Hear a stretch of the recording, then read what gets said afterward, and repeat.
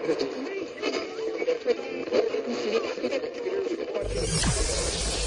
ready for unique, rare, and little-known treasures from the golden age of radio. You're listening to The Amazing World of Radio with Adam Graham. Welcome to the Old Time Radio Westerns. And if you're sitting there going, wait a minute, this is not the intro I just heard, then you're actually listening to Adam Graham's Amazing World of Radio. And I'm your host, or co-host, from Old Time Radio Westerns. We're doing a quick crossover because the episode we're going to play is actually a Western. So Adam invited me on, and let's get into it. If you're listening from my show, Old Time Radio Westerns, Adam Graham does Great Detectives of Old Time Radio, and is also the podcast host of The Amazing World of Radio that we're broadcasting this on to. Adam, why don't you go ahead and tell us about what we're listening to. I do believe it is Shane, and you've got some great information about Shane and how it came in on the AFI list. I think that's what you're working with and off of. So tell us a little bit about that for both everybody who's been listening and everybody who's new to listening. Sure. Well, I should say that this is part of the summer series we're doing with the Amazing World of Radio, and we're looking at films that landed on AFI's 100 Years, 100 Movies list, either the 1998 list or the 2000 list or both. Shane actually made both lists. It was number 69 on the 1998 list and then shot up to number 45 on the 2007 list. This radio version originally aired February the 22nd of 1955. Now, when we play it, it'll be introduced as Hollywood Radio Theater.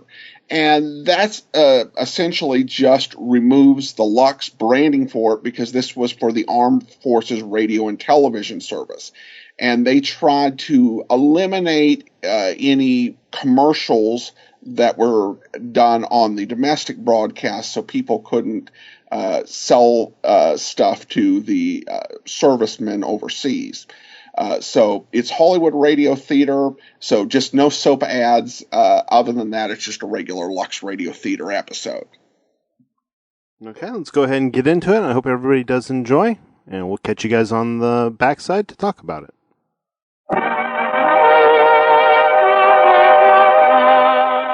Welcome to Hollywood.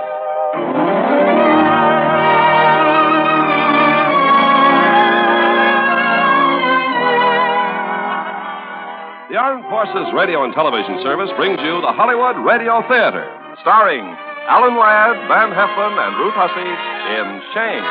Ladies and gentlemen, your producer, Mr. Irving Cummings.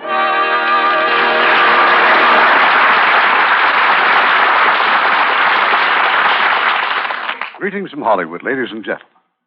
Tonight we bring you a story of our courageous Western homesteaders in their dramatic fight against the cattle barons. It's George Stephen's Shane. Appearing in their original roles, we have Alan Ladd and Van Heflin. And as their co-star, lovely Ruth Hussey. Shane won an Academy Award nomination as Best Picture of the Year for Paramount Pictures in 1954. Now Act One of Shane, starring Alan Ladd in the title role, Van Heflin as Starrett, and Ruth Hussey as Marion.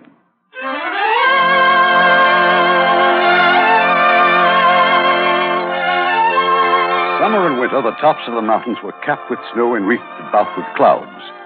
The valley below was rich in beaver, deer, elk, and bear. These brought the hunter and the trapper. The valley was rich in pasture land, and this brought the cattlemen. The pasture land was rich in loam, and this brought the homesteaders, people like Joe and Marion Starrett. That's Joe chopping wood out by the barn. And that singing you hear, that's Marion stirring the supper kettle. Bang, bang, bang! Oh, yes, and little Joey with his .22 rifle. Bang, bang! Joey, I told you not to play with that rifle. It ain't loaded, Ma. I know, but just the same. Bang, bang! Joey! Oh, all right. Pa! Yes, son? Someone's coming. Well, let him come.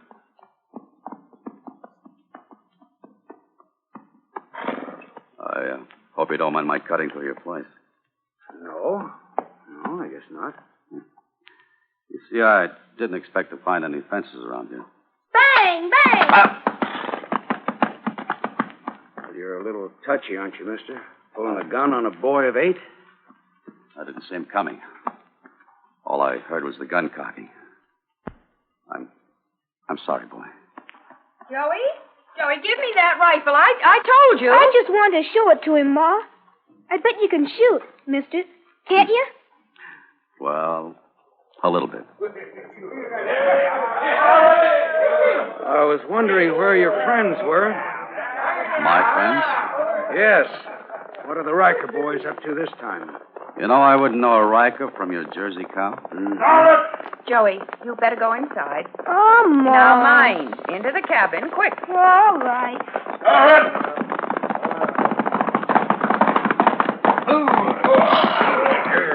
Start it! Yes? What is it now, Riker? I came to let you know I got that beef contract for the reservation. All right, now I know it. Well, maybe you don't understand me. I'm going to need all of my range. You're going to have to get off this place before the snow flies. It happens to be mine, Roof. I'm homesteading it. We don't care what you call it, Starrett. You're going to be stupid. Me and my brother can blast you and them squatters right out of here. Well, I don't frighten easy. You know and I know that the time for gun blasting a man off of his place is past. And right now you're trespassing on my claim. Now get off. Your claim? How about that, boys? Maybe you'd better do what Start says. Yeah?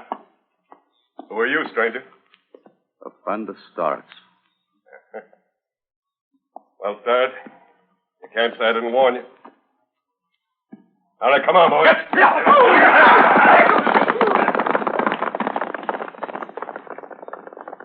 Well, I guess I'll be moving along, too.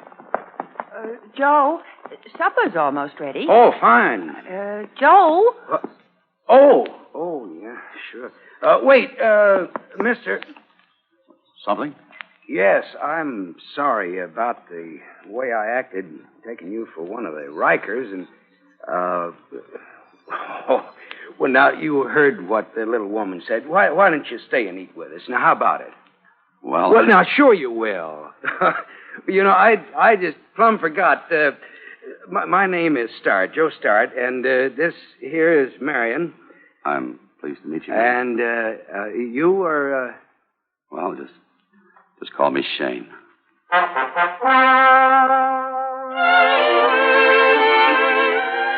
Mind if I ask where you're bound, Mr. Shane? One place or another. Someplace I've never been. Uh-huh. Well, I know one thing. The only way they're going to get me out of here is in a pine box. What do you mean, Pa? Joe, don't talk like that. No, that's the truth, Marion. We've got our roots down here. This is the first real home that we've ever had. The only thing is that there's just more work here than I can do. You know, cutting wood and plowing, seeding, and fencing. If I could just hire me a good man. You had one, Joe. Yeah. Until the Riker brothers roughed him up a bit and run him off. They knocked his teeth out, didn't they, Pa? Joey. Well, that was elegant dinner, Mrs. Start. You'll excuse me. Pa, Mr. Shane didn't even say goodbye. Well, no, Joey. He's not gone. His gun and cartridge belt are still hanging on the wall. He wouldn't leave without him, huh? Not anybody like Mr. Shane, Joey. Joe, listen. Well, I'll be doggone. Well, I guess he really did appreciate your dinner, Marion.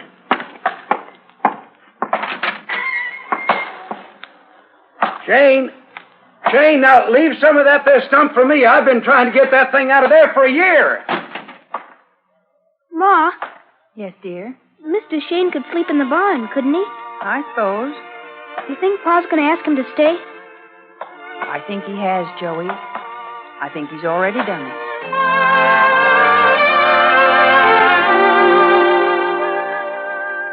Bang, bang, bang! What are you shooting at, Joey? Rikers! Bang, bang!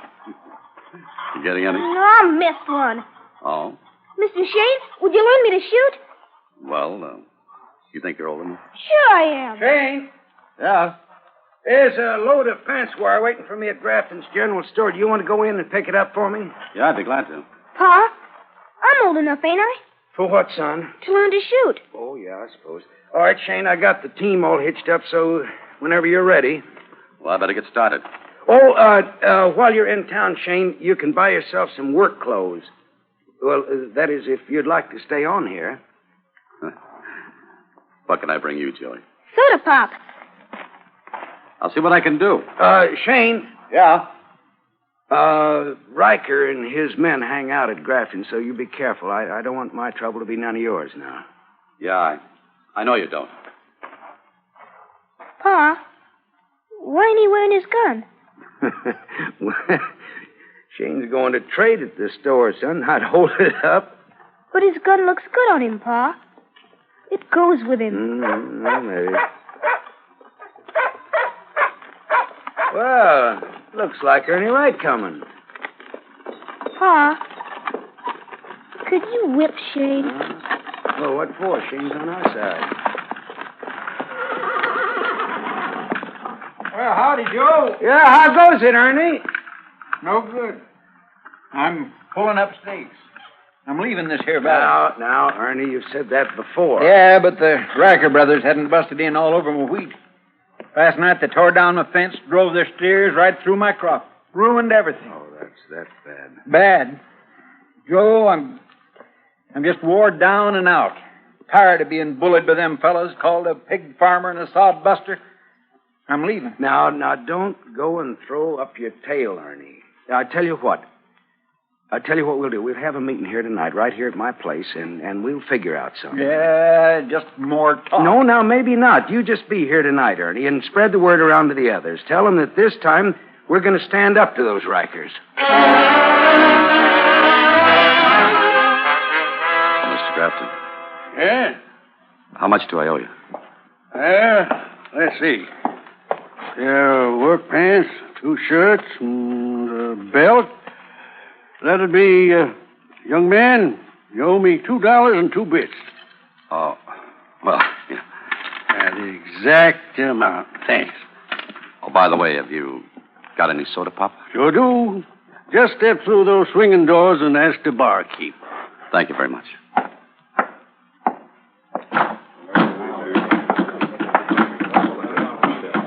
Hey, Will, you smell something bad in here all of a sudden, huh? Maybe something like pig. Oh, bartender. Yep. What do you have? You got any soda pop? Just what flavor would you like? Sodbuster, lemon, or strawberry, or lilac, huh? You speaking of me? Well, sure I am. Hey, wearing a brand new shirt, too. Did you just buy that off of Grafton? Yeah. Well. And let's us christen it with a little bourbon. Now you smell like a man. What's going on in there? Chris just fumigated his sodbuster. You take it easy, Chris. Oh, now, why, Grafton? We're just having a nice little talk about one thing or another. Hey, Sodbuster, didn't we see you out to Joe Starrett's place yesterday? Yeah, who's we? Oh, Roof and Morgan Riker, a couple of others. Sure. You're the one. I'm working for Starrett. Oh? Here's your bottle of soda pop, mister. Thank you. You're not going to drink that in here, Sodbuster. Start moving toward that door. Go on, I said. Get out.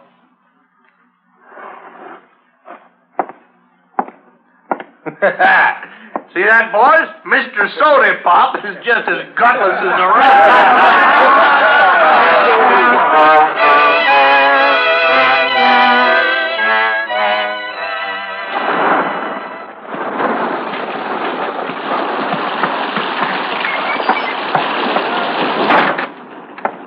Shane, they're all waiting for you. Everybody's here. Well, I had to finish the evening chores, Joey. In the parlor? Yeah. Fine. Mr. Shane, Would you take this pot of coffee along with you? Everybody needs warming up. Sure. Oh, the cups? I already laid them out on the parlor table. All right. Joey, time to get ready for bed. Now, that's just what Riker's trying to do. He's trying to scare us. Shoo us off here like a flock of chickens. But I'm not leaving. Not now or any other time. Hey, Joe. Joe, the coffee. Thanks, Shane. Here, I'll pour that. Yes, most of you here don't know Shane. Shane, this is Ernie Wright. Howdy. Hello. And Fred Lewis. Yeah. Glad to see I seen you. you in town. And Axel Shipstead. How do you do? And Yank Potts, Ed Howells, Luke Johnson, and Stonewall Torrey over here. Glad to know you. Well, we've just been talking over about what to do about Riker, Shane. Some of the boys are kind of worried about going into town for supplies. You know, they're afraid that Riker's boys may try to jump him. Not me, they won't. I'll put on my 38 and go into town any time I please. You leave your gun at home, Torrey. I got a better idea. Now, on Saturday, we'll all just get together and we'll go into town in one bunch. They won't try anything with 8 of us. How do you figure 8? There's 7 of us. Well, with Shane here. We can't count on Shane for anything. You sure proved that. Now, hold on. Now, just watch what you're saying. Ask Shane what happened between him and this Chris Calloway that works for Riker. I saw it and I heard it. What is this, Shane?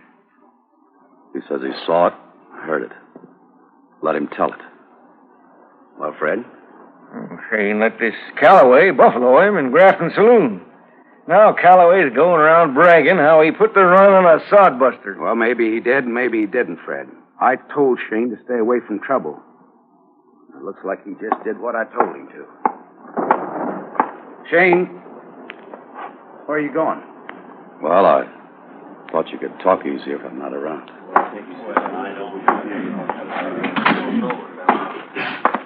Shane, tell him it ain't so. Joey, will you hush up? I heard him, Shane. I was listening. But I know you ain't afraid. Thank you, Joey. You wouldn't let anybody scare you unless you were just pretending. That's what you were doing, weren't you? Just pretending. It's a long story, Joey. I think we understand, Shane. Maybe. Good night, ma'am. Shane? Ma'am? I hope the barn isn't too wet for you tonight. It won't stop me from sleeping. Good night. Good night, Shane. Joey, I told you to get ready for bed. Uh-huh. Joey, Yeah? don't get to like Shane too much. Why not? Well, because you mustn't. Is there something wrong with him? No. Well, then, why shouldn't I? You'll be moving on one day, Joey. You'll be upset if you get to liking him too much. You'll be awful upset.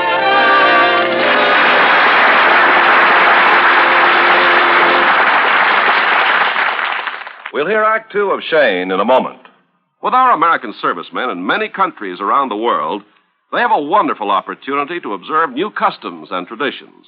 What might have seemed strange before is becoming pretty familiar to them.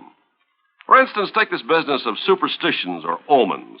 In Holland and Germany, if you meet a left-handed person on a Tuesday morning, that's a bad omen. In Sweden, if you turn around when starting out on a business trip, it's liable to turn out badly. German girls place their shoes at right angles by the side of their beds to bring a visit from their sweethearts. And in Japan and the Far East, there's a superstition to cover practically every event of the day. Well, all these things might sound strange, but as our servicemen have observed, we have plenty of superstitions, too. Let's just count some of the things that are lucky or unlucky. Finding a horseshoe? Lucky. Four-leaf clover? Lucky. A black cat crossing your path? Unlucky. Walking under a ladder? Unlucky. Breaking a mirror? 7 years bad luck. Spilling salt? Unlucky, unless you throw some over your left shoulder. Knocking on wood? Lucky. A rabbit's foot? Lucky. Well, those are just a few of them. Lots of people carry a lucky coin or a charm of some sort. All of us have a lucky number, and whenever we have something good happen to us, we know it's our lucky day. People the world over are great believers in this business of luck. That's all the superstitions are based on. They're either meant to bring on good luck or keep bad luck away. According to the customs and traditions of your own people, you do certain things to try to influence that luck. Now, the way of doing things may vary between different people, but the ideals are the same. These customs are important to the people who follow them, and our servicemen are helping to maintain goodwill by observing the customs of other people in other lands. Now, our producer, Mr. Cummings. Act 2 of Shane, starring Alan Ladd in the title role and Van Heflin as Starrett and Ruth Hussey as Marion.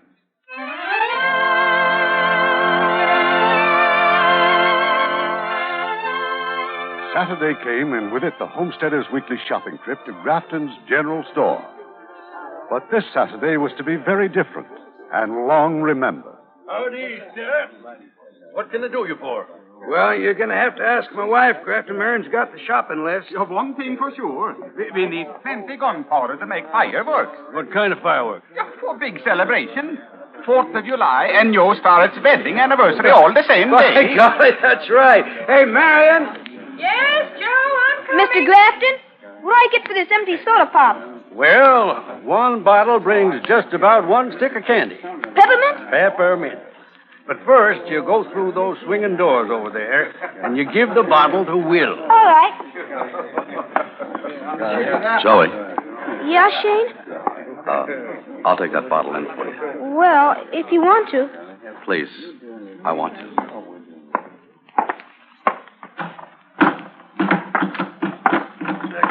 Well, now, looky here what we got. Well, yeah.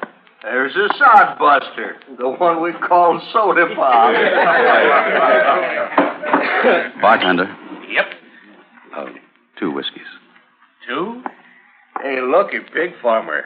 I think you better get back inside with the women and kids, where it's safe. Don't push it, Calloway. Well, get going. 2 whiskeys. Take his money, Will, but I'm getting the drinks. Yeah. Like this.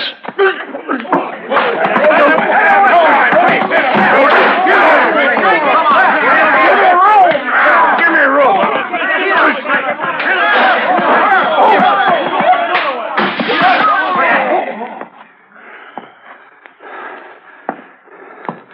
All right. All right, anybody else? You, Riker? No. Let's cool down a bit, huh? Maybe I could use a man like you. I'm working for Starrett. Whatever he's paying, I'll double. I'm not interested. What's so good about Starrett? I like him. Uh-huh. And he's got a pretty wife. Why, you dirty, slinking old man! All right. I gave you a chance. Nobody messes up one of my boys and gets away with it. Now we're going to rough you up, Shane. We're going to ride you out of this valley. Shane! Joey, get out of here. But Shane, there's too many. Let's go. You wouldn't want me to run away, would you? Go on, Joey, please. But there's too many, Shane. Too many. All right, boys, close in. Light 'em out.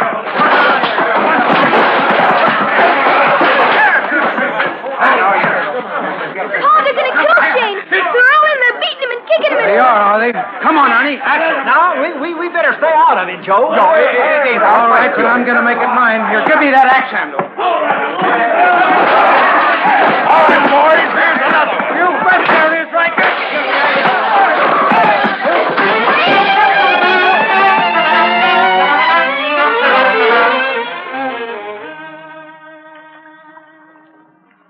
After today, I don't think those Riker brothers will give us any more trouble. No trouble at all. Maybe not. Shane, I think I ought to put some of this turpentine on that cut of yours. Whatever you say. It's going to hurt bad. Oh, Ma, you wouldn't say nothing, no matter how much it hurt. Joey, back to bed. You wouldn't say nothing, would you, Shane? Joey. Would you? Well, I don't know, Joey.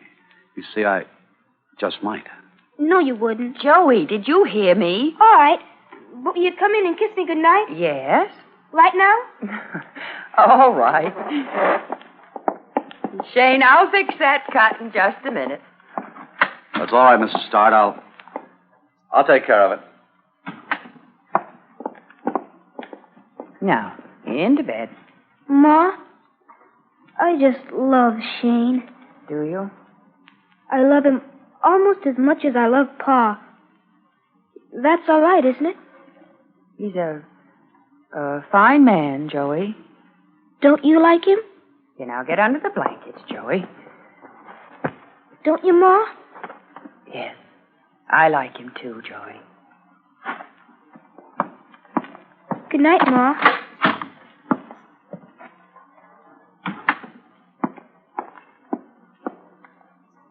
Joe, where'd Shane go? Out to the barn. He's turned in. Oh, What's the matter, honey? hold me, Joe.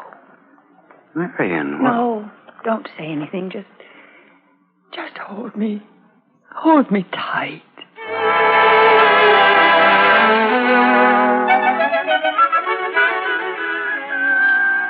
Bang, bang, bang! Hey, Shane, come on, you promised. Coming, Joey. Gee, you really brought your gun, huh? Yeah. You really gonna show me how to shoot, huh? Well, like you said, Joey, I promised, but... Well, first of all, you see how I wear my holster? Uh-huh. It's higher than Pa wears his. Well, most men wear them either too low, and some either wear them too high. Either way, it takes too long to draw. You see, right about here is just right. Gosh, is that the way the real gunfighters do? No, not necessarily. You see, each one has a trick of his own. One likes a shoulder holster. Some like two guns. But, Joey, one's all you need. Let's see you shoot, Shane. Please, Joey. Please, Shane? Well, what do you want me to shoot at? Well, could you hit that little white rock way over there? Maybe. You want a fast draw and a hit? Uh-huh. Gosh almighty. Golly. Shane? Ma, did you see Shane?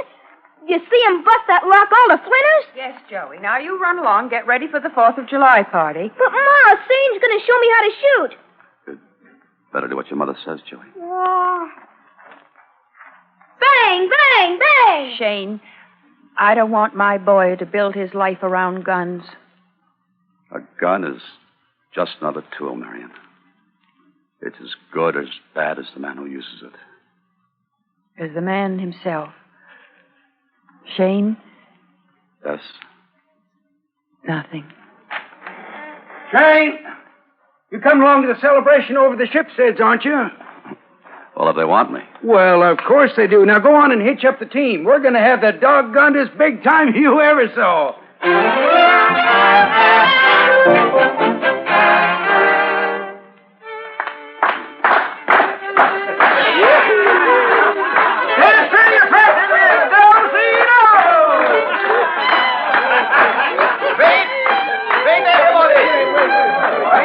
Listen to me.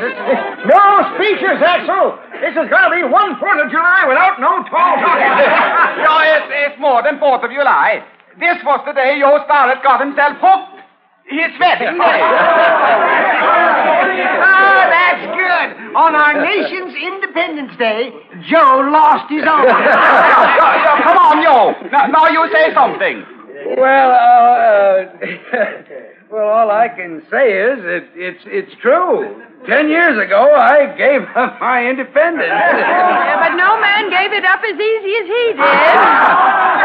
Well, that's right. And what's more, I wouldn't trade places with any man in this world. Hey, boy, who's getting thirsty? It's Stonewall Tory, and look what he's bringing. That's right, bottles and bottles of the stuff. I like the cleaned out draft. Tory, I'd Joe, happy anniversary to you and the missus. Tory, I thought we decided none of us was going to go into town alone. Oh, there's nothing to be afraid of. When I went into Grafton's, I walked right past Riker. Say, by the way, saw Riker talking to a new man in there, a stranger wearing a couple of guns. What's his name? What did he look like? Oh, hello, Shane. This man, what did he look like? Well, he's kind of lean. Packs 2 guns on his hips. Was he wearing a black hat? Yeah, come to think of it. Friend of yours? No, but there's a man named Wilson who looks like that. A gunfighter over in Cheyenne. Shane, this Wilson, would you know him if you saw him? Maybe. If it is Wilson, he's fast. Real fast on the draw. You seem to know an awful lot about this kind of business, Shane. Well, maybe we ought to be glad he does. At least we know what's going on. Just what is going on, Joe? I thought we were celebrating our anniversary. Oh. 4th of July. Well, sure we are, honey. Well, come on, everybody. Now, this is a party. Let's keep it going. Mr. Shane. Mr. Shane? Yes? I've been wanting to go to the blacksmith shop, but Joe Starrett says we shouldn't go alone, and now we got this man Wilson in town. You think maybe you could sometime go to the blacksmith with me? Well, I might. I'll go with you, Axel, anytime you want. I'm not afraid of bullies and cowards. I'll tell them so.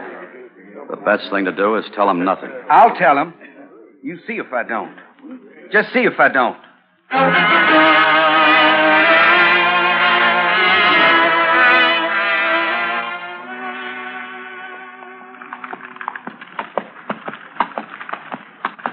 All right, Joey, jump down, open the gate, son. Yes, Pa. Wait a minute. Somebody's doing it for us. Joe, it's Morgan Riker. Drive right in, folks. Brother Roof's come to pay you a little visit. Go on, drive in. It's your place, ain't it? It sure is. Joe, who's that with Riker? Where? Over there, by the barn. See him, Shane, on that white horse? Yeah, I see. Kind of lean and wearing a black hat. Howdy, Stud. Evening, man. Riker. Something I'd like to talk over with you, Stud. All right. I'll lay it right on the barrelhead. How'd you like to work for me? I'm done working for others. I'll pay you top wages. You can run your cattle with mine, and what's more, I'll buy your homestead. I'm not interested. Set a price you think is reasonable, Stud. You'll find me reasonable, too. You can't force me to do anything, Roof, because I'm in the right. You? What do you know about right? I come to this country when you weren't much older than that boy of yours there. We had some rough times. Cattle we brought in, hazed off the Indians and rustlers. I still got a bad shoulder from a Cheyenne arrowhead. Yeah, then people move in, fence off my range, fence me off from water. And I got to keep moving my stock, and you say we got no right to the range? No right, huh? I'm not belittling you, Riker. But you didn't find this country. There were trappers here, and there were Indian traders long before you showed up. They tamed this country a lot more than you did. No, look, Stuck. You think you've got the right to say that nobody else has got any. Well, that ain't the way the government looks at it. All right, that's your answer to me. That's my answer. Then you don't give a man much choice. All right, Wilson, let's go.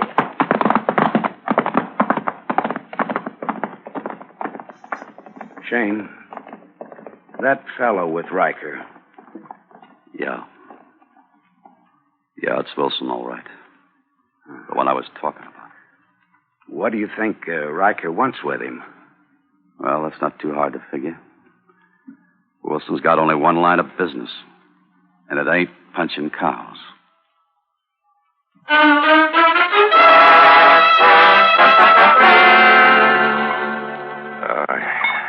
I like Starrett. But I tell you, I'll kill him if I have to. You mean I'll kill him if you have to? That's just what he means, eh, Roof? Well, I can't have any run-in with the law. Grafton's watching us, you know. Well, looky there. Looky there. Who is it? Come here. You too, Roof.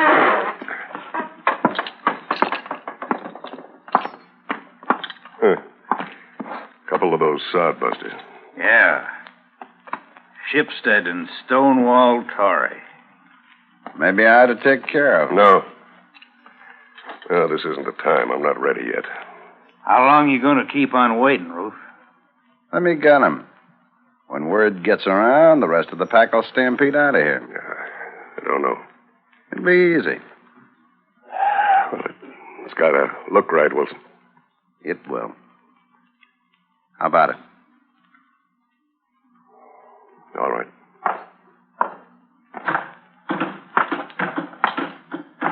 Hey, you. You talking to me? Huh? Come here. No, Tory. Don't. You go on to the blacksmith, Axel. I'll be along. No, Tory. No, please. I hear they call you Stonewall. Anything wrong with that? There ain't a lot of that southern trash after old Stonewall. Maybe because old Stonewall Jackson was trash himself, and Lee and all the rest of them Reds. You too. You're a low-down lying Yankee. Prove it. No, Tory. No. I will. Tory! One less, sodbuster.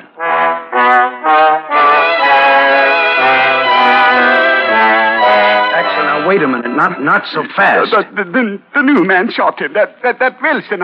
I'll be across the street and see it. But you didn't hear what they're arguing about. No, I hear only the anger in the words. Then Tory reached for his gun. But the new man is quick. Terrible quick.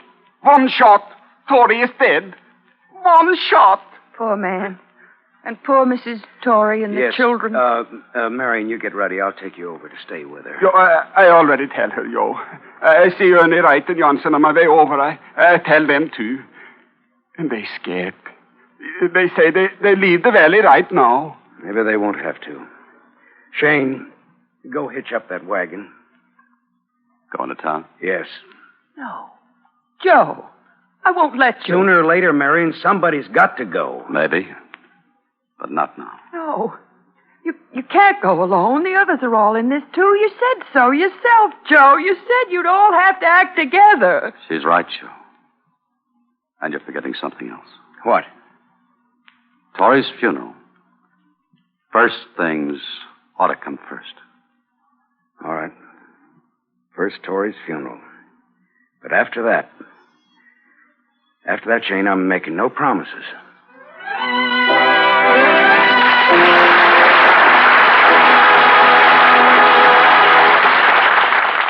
In a moment, Act 3 of Shane. Make a friend, and you make an ally. There's a thought for you to keep in mind, as many another American has. Since the end of World War II, many American cities have adopted European ones, mainly through the work of a citizen group in New York called Operation Democracy. One of the greatest ties of friendship has been made between American cities and towns in Holland. The people of the American cities supply their Dutch friends with clothing, food. And during the floods early in 1953, the Americans won the undying gratitude of the Hollanders for their help. Several of the American communities have raised money to send a community ambassador to visit the European town they've adopted, and the children keep up a two-way correspondence. To date, several hundred towns in the United States are in contact with others overseas, and the number is steadily increasing. These contacts include towns in 13 European countries, as well as Japan and Hawaii.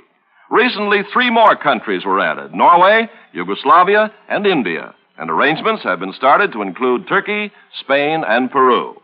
Americans in every walk of life have done something to satisfy their desire for international friendship. And you, too, can learn, as they did, that by helping others, you help your country. We pause now for station identification.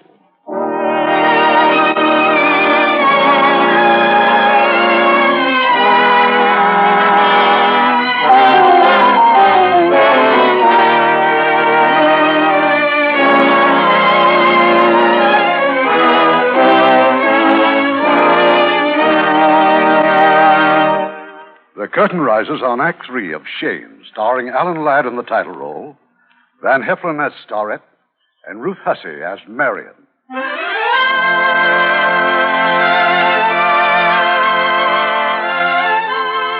On a lonely, windswept hilltop, a dozen men and women pay their last respects to Stonewall Tory.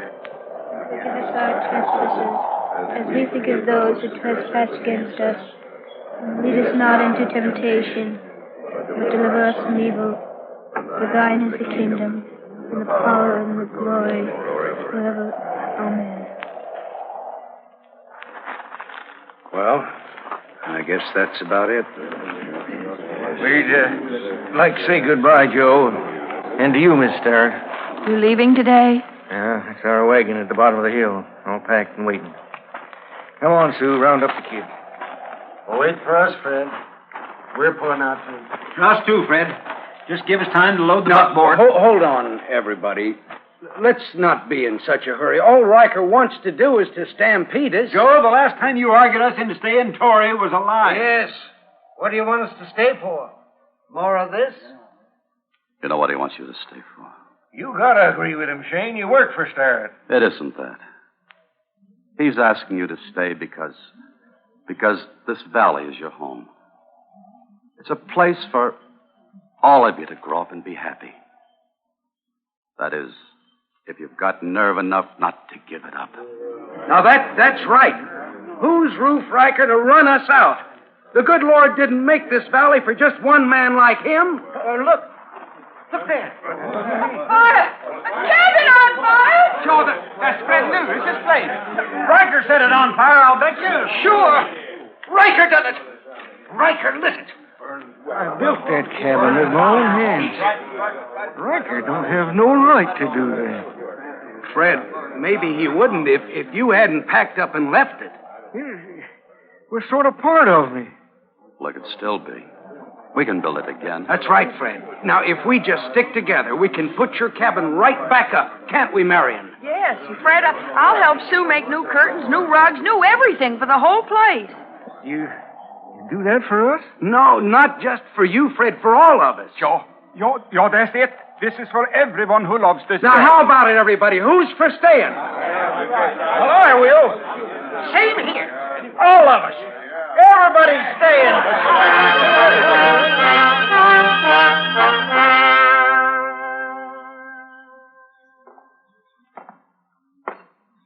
Looks like Lewis has gone back home. What for? There's nothing but ashes. Maybe he's sticking. Get Starrett. He's holding them all together. Starrett's got to go. I've warned him twice. He's pig-headed. Now he's got to go. Morgan, I want you to ride out to Starrett's place. Uh-huh. Tell him things have gone far enough. Tell him I'm beat. Tell him anything. But get him in here. He'll come. He thinks he can settle things by talk. And when he gets here? Don't start sweating. I'm not asking you to do it. Oh. You, Wilson? Uh-huh. Me.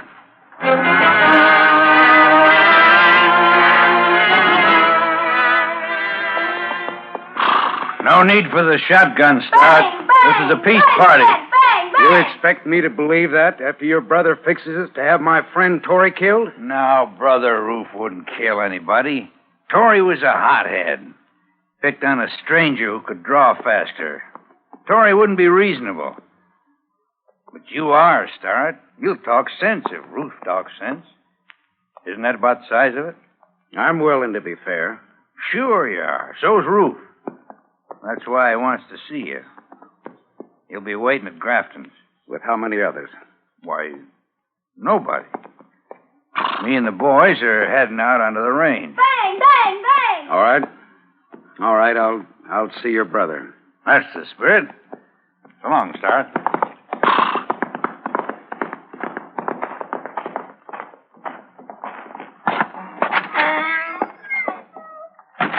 Shane. Want me to hitch up the team?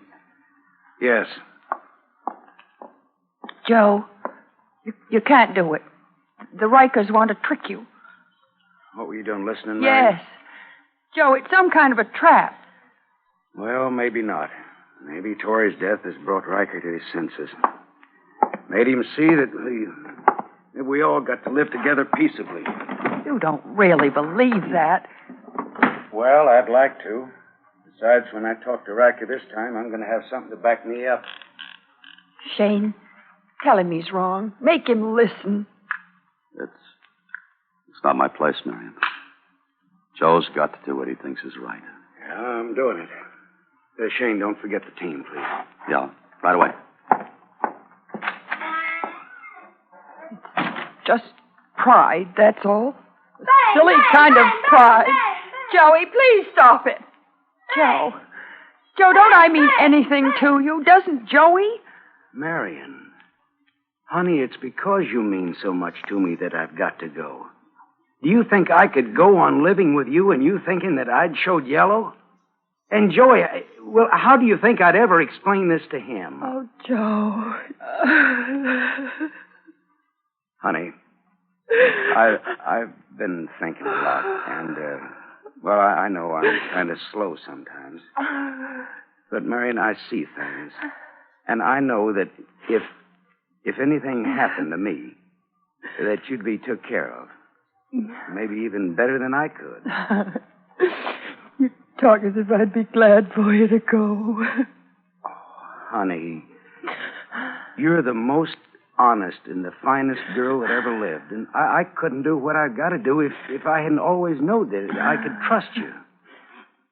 Besides, now, let's not go counting me out yet. You know, the game's just starting. Shane, how you coming? Almost ready.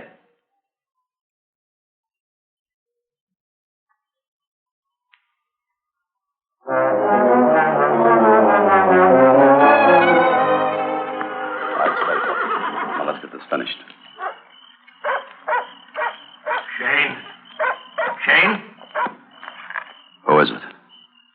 Calloway. Chris Calloway. Stay where you are. No, hold it, Shane. Hold it. I got something to tell you. I'm not interested. Shane. Starrett. He's up against a stacked deck. You mean this meeting with Riker? Yeah. Wilson's going to be there. Bang, bang, bang! Why are you telling me? Well, I'm not holding a grudge against you, Shane. That day in Grafton's, that was a fair fight. But not what Riker's planning now. Bluffing, scrapping, that's one thing. Gunfighting's something else. I'm not hanging around for it. Quitting Riker? Quitting. Well, now you know, anyway. So long, Shane. Chris. Yeah? Thanks. Sure. Be seeing you.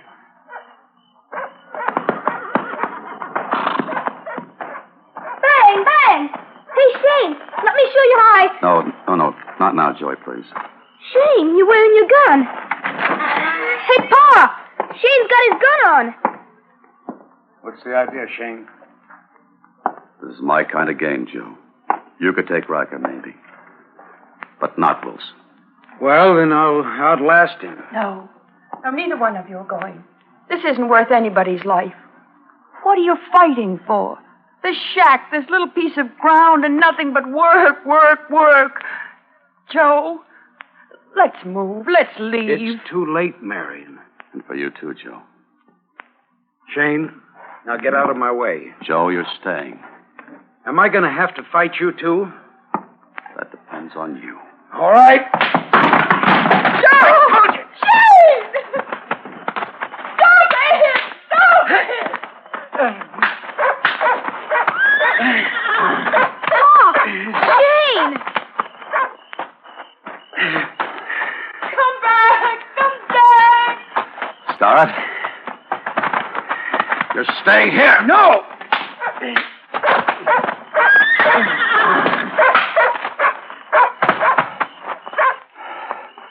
Shane, you hit Pa with your gun. I hate you. Marion. Joey, go get some water and a towel. Yes, Ma. Marion, here's Joe's gun. Hide it, will you? He'll be all right. Yeah, in a little while. This way, no one can blame him for not keeping the date. Shane, wait. Yes? I had hoped you were through with gunfighting. I've changed my mind. Are you doing this just for me? For you, Joe, and little Joe. Then we'll never see you again? Tell Joe I'm sorry. Shane, take care of yourself. Please. Shane! Joey, you mustn't feel badly about what he did to your father. He had to. You mustn't hate Shane. I don't hate him, Ma. Shane, I'm sorry. He knows, dear. Shane, I'm sorry. Joey, come back. I'm sorry, Shane. I'm sorry. Joey! Shane!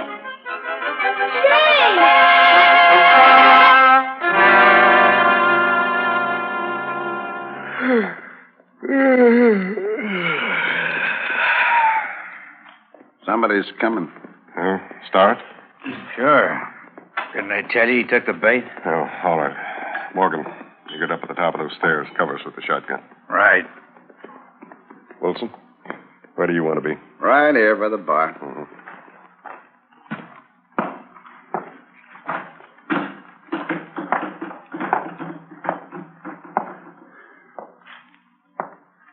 I came for that talk, Riker. I'm not dealing with you, Shane. Where's Start? You're dealing with me, Riker. What do you want to talk about? With you, not a thing. Oh, that's too bad. Why? Because talking is a lot healthier than fighting. Don't push it, Shane. Oh. That's your advice, huh? He means it, Shane. He's fast, lightning fast. Yeah. And you're right in the middle. Roof on one side, me on the other.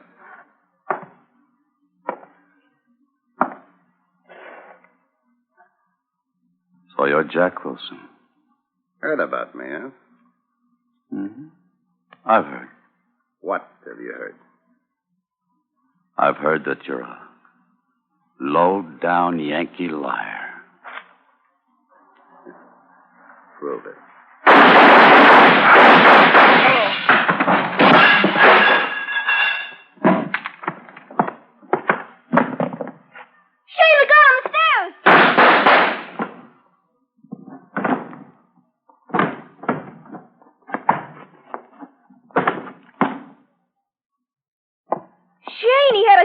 On you. I was looking through the door and saw him. How did you get here, Joey? Followed you. Ran all the way. I wanted you to know I don't hate you. And I'm sorry. There's no need to be, son. Come on, let's get out of here. Shane, your arm, it's bloody. It's all right, Joey. As soon as we get back, Ma'll fix it up good. I'm not going back, Joey. Why, Shane? Because a man, well, he has to be what he is, Joey. You can't break the mold. I tried it, and it just didn't work for me.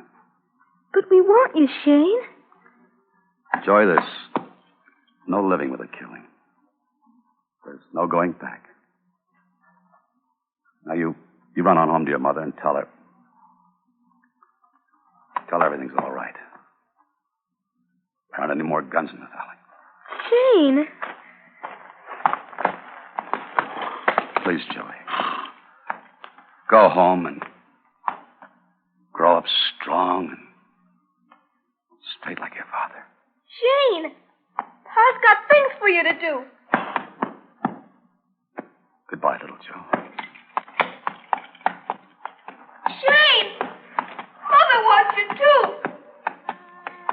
He does. I know he does. Shane! Shane!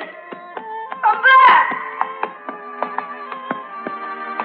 Shane! Shane!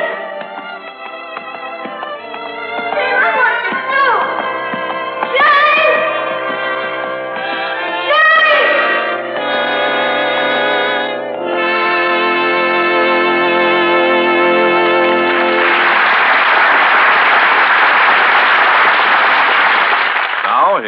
Cummings with our stars. And here they are coming forward for a curtain call. Alan Ladd, Van Heflin, and Ruth Hussey.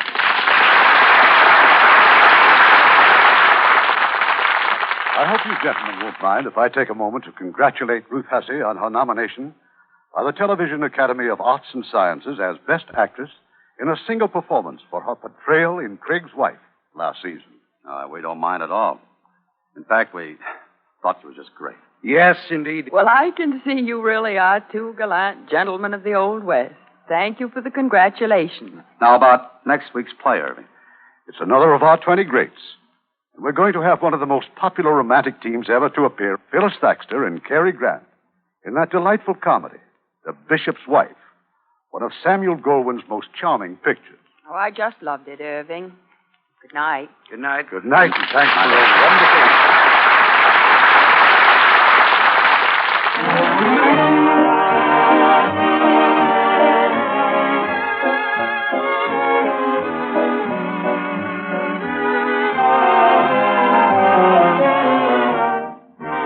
Hollywood Radio Theater is produced by Irving Cummings. Our orchestra is directed by Rudy Schrager. This is your announcer, Ken Carpenter, inviting you to be with us again next week at this same time for another presentation of the Hollywood Radio Theater. This is the United States Armed Forces Radio and Television Service.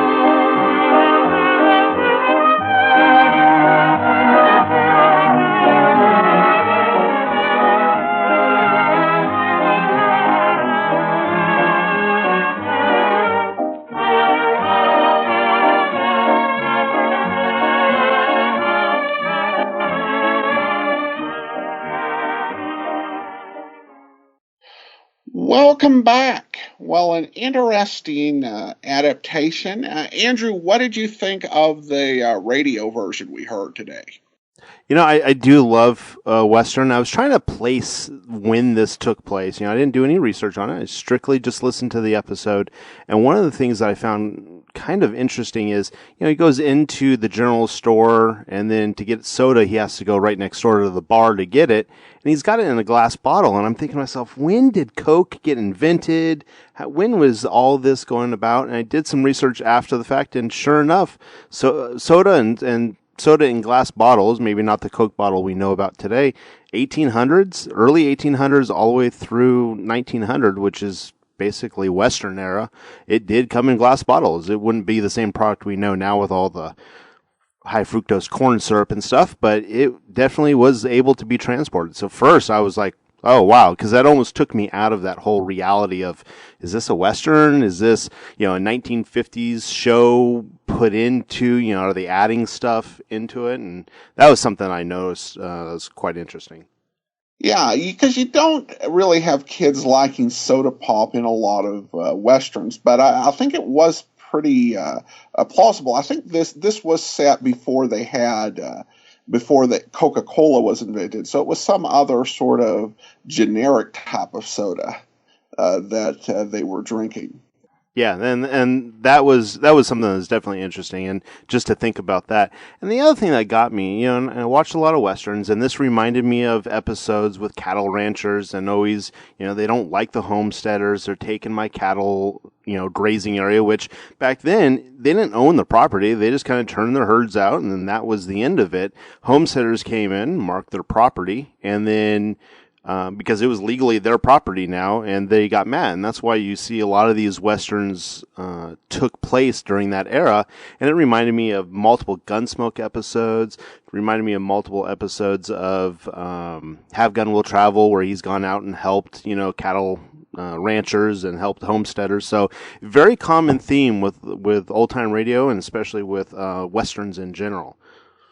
Yeah, I think that that was pretty common, and you can kind of see you can see where Riker is coming from. He does have an argument. It's just, we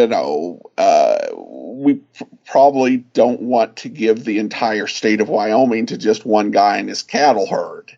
And I think that's where the real conflict comes in. But you can understand how he's built his life up around that and just is either unwilling or unable to adapt to that change. Yeah, and that was something that was interesting to follow along with. And the other thing that got me is, Shane comes in and he just basically a drifter is the way that I took it. And he steps in when he's needed, which is great in the beginning.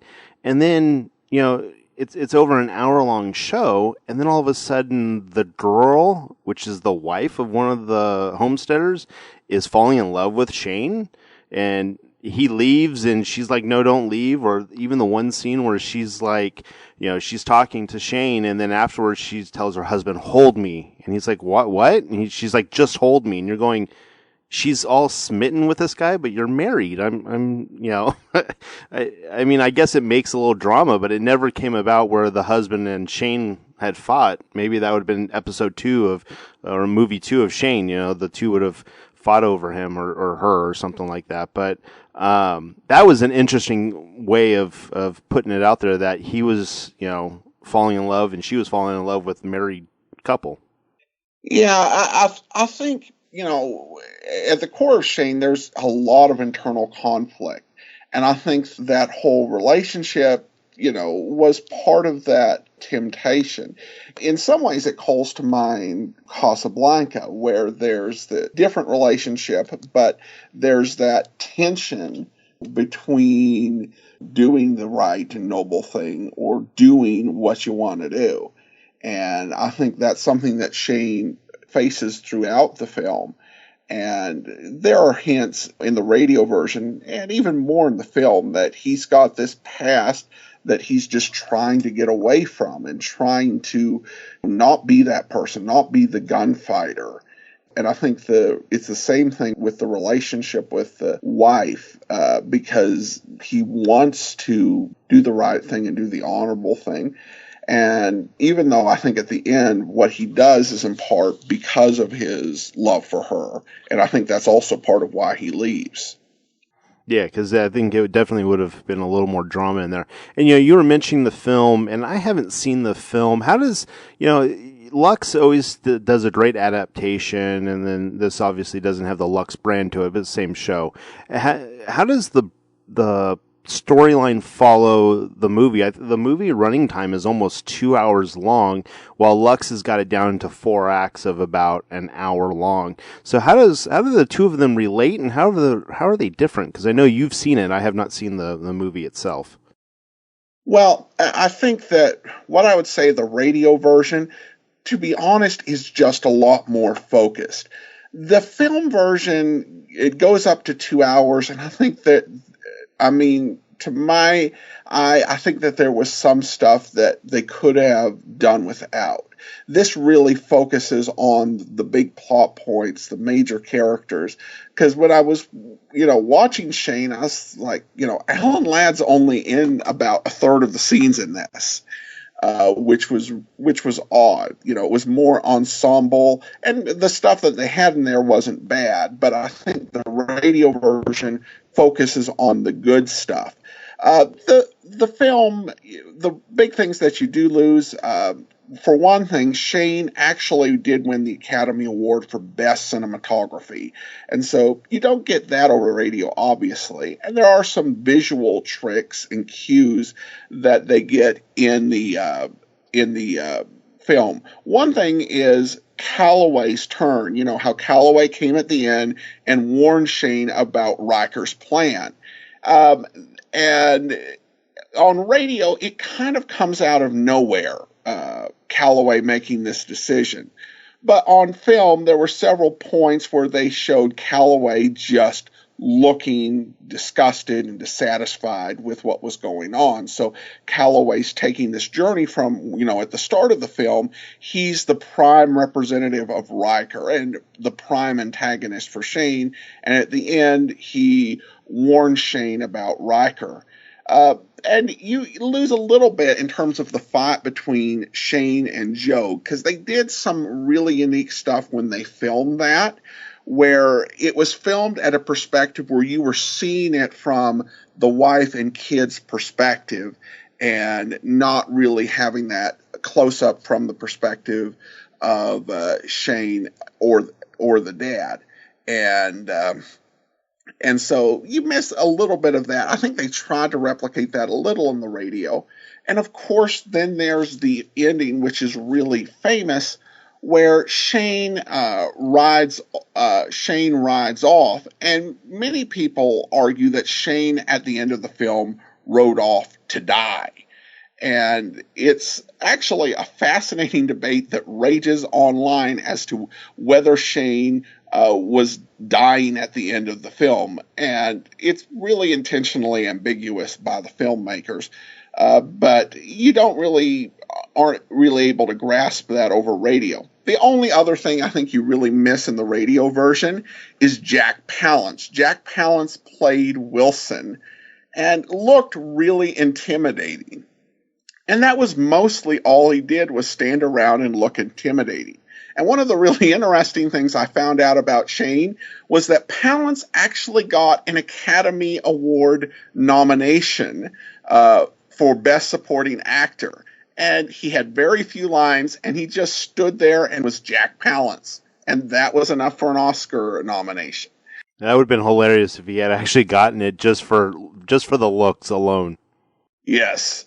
And that one scene where he confronted the ex-Confederate guy, that was where he delivered his major lines. Other than that, barely said anything the rest of the film. Best Supporting Actor nomination. That's hilarious. It makes you wonder who else was up that year for Best Supporting, that they needed something. They're like, well, everything else about the film was great. Let's go ahead and, we need to just pull something in. So I loved this episode. One of the things that I was looking at my notes for Lux Radio Theater as an example. This original air date on Shane came out in February 22nd of 55. And exactly 1 month later, Lux Radio puts out Rawhide. So they were definitely doing some Western themed movies and adaptations in 1955, which is kind of cool to see, because when Westerns were big on TV is when you saw a lot more Westerns on the end of the radio era. There's only a handful of shows really that people loved Western-wise. Gunsmoke's one that comes to mind. And then it kind of just starts dying off towards the late 50s. So it was good to see that, films and adaptations were coming out back then. Oh, yeah, and this was just such a great era for Westerns on radio. Though I do think Lux was really fortunate to get this film, because the number of A-list films that they could get adapted for Lux were going down just because television was out there and old movies could now be played on television. So this is definitely towards the end of this era for Lux. And to get this film and to get the original two lead actors in it, it was a real major coup for Lux Radio Theater.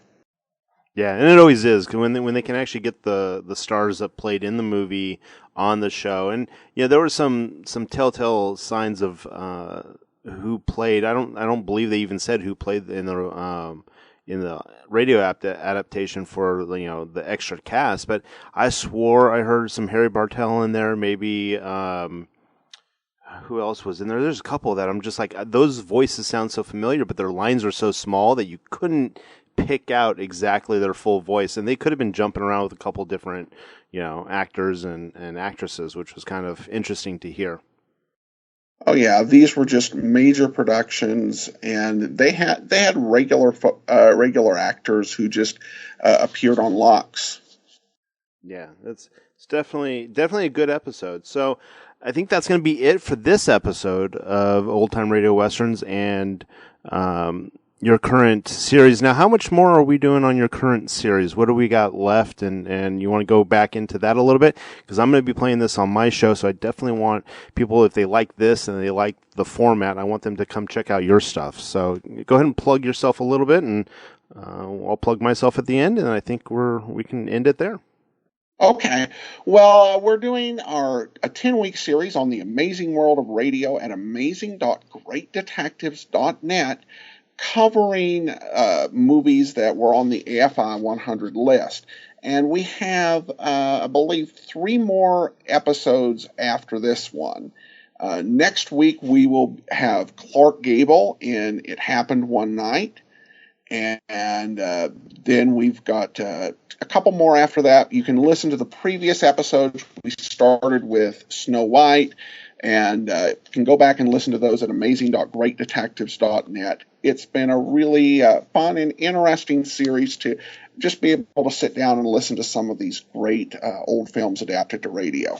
Yeah, I do definitely enjoy these old-time radio shows, especially the ones that are these adaptations of movies. It is theater of the mind, and it does take those movies off the big screen and puts them into your head. And especially if you couldn't afford to get out to the movies, I mean, this would be a good thing you could listen to on the radio sitting at home.